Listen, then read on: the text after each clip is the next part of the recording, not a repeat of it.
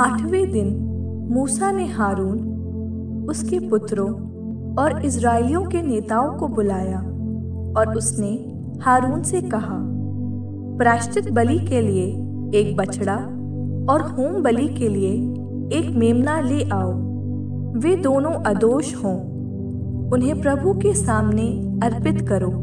इज़राइलियों से कहो, प्रायश्चित बलि के लिए एक बकरा और होम बलि के लिए एक बछड़ा और एक भेड़ ले आओ, दोनों 1 वर्ष के और अदोष हों। प्रभु को शांति बलि चढ़ाने के लिए एक बछड़ा और एक मेढ़ा और तेल मिश्रित एक अन्न बलि ले आओ, क्योंकि तुम लोगों को आज प्रभु के सामने उपस्थित होना है। मूसा के आदेश के अनुसार इज़राइली ये सब दर्शन कक्ष के द्वार पर ले आए। समस्त समुदाय एकत्र होकर प्रभु के सामने उपस्थित हुआ।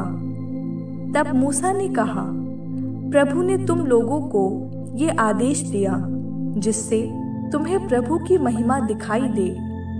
उसने हारून से कहा, वेदी के पास जाकर अपनी प्रायश्चित बलि और अपनी होम बलि चढ़ाओ। अपने लिए और समुदाय के लिए प्रायश्चित की विधि संपन्न करो, जैसा कि प्रभु ने आदेश दिया है। तुम समुदाय का चढ़ावा भी अर्पित करो और उसके लिए प्रायश्चित की विधि संपन्न करो। तब हारून वेदी के पास गया और अपने लिए प्रायश्चित बलि के रूप में बलि पशु का वध किया। हारून के पुत्र उसका रक्त उसके पास ले आए। उसने उसमें उंगली रखकर उसे वेदी के सींगों पर लगाया और शेष रक्त वेदी के निचले भाग पर उड़ेला। उसने बलि पशु की चर्बी, गुर्दे और जिगर की झिल्ली वेदी पर जलाई, जैसा कि प्रभु ने मूसा को आदेश दिया था।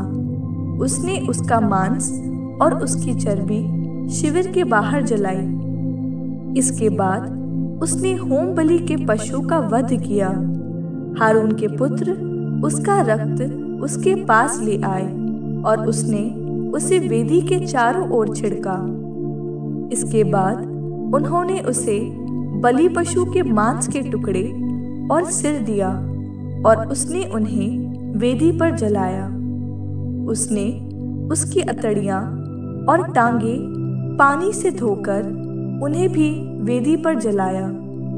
इसके बाद उसने समुदाय का चढ़ावा अर्पित किया। उसने समुदाय के लिए प्रायश्चित का मेढ़ा ले आने का उसका वध किया और उसे पहले पशु की तरह प्रायश्चित बलि के रूप में चढ़ाया। उसने होम बलि को भी निर्धारित विधि के अनुसार संपन्न किया। इसके बाद उसने प्रातः काल की होम बलि के अतिरिक्त अन्न बलि चढ़ाई और उसमें से मुट्ठी भर वेदी पर जलाया। उसने समुदाय के लिए शांति बलि के रूप में बछड़े और मेढ़े का वध किया। उसके पुत्रों ने उसे उसका रक्त दिया और उसने उसे वेदी के चारों ओर छिड़का। उन्होंने बछड़े और मेढ़े की चर्बी, मोटी पूंछ, अतड़ियों के आसपास की चर्बी, गुर्दे और जिगर की झिल्ली, ये सब वेदी पर सीने के ऊपर रखा और इसके बाद हारून ने चर्बी को वेदी पर जलाया।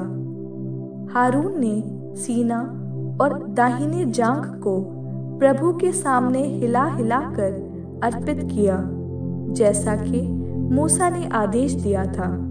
हारून ने इस प्रकार प्रायश्चित बलि, होम बलि और शांति बलि की विधि संपन्न करने के बाद अपने हाथ समुदाय की ओर फैलाकर लोगों को आशीर्वाद दिया। तब वो नीचे उतरा और उसने मूसा के साथ दर्शन कक्ष में प्रवेश किया।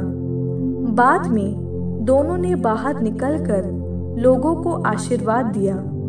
उस समय प्रभु की महिमा सारे समुदाय को दिखाई दी। प्रभु के सामने से अग्नि निकली और उसने वेदी पर रखी होम बलि और चर्बी को भस्म कर दिया। लोगों ने ये देखकर जयकार किया और मुंह के बल गिरकर प्रणाम किया।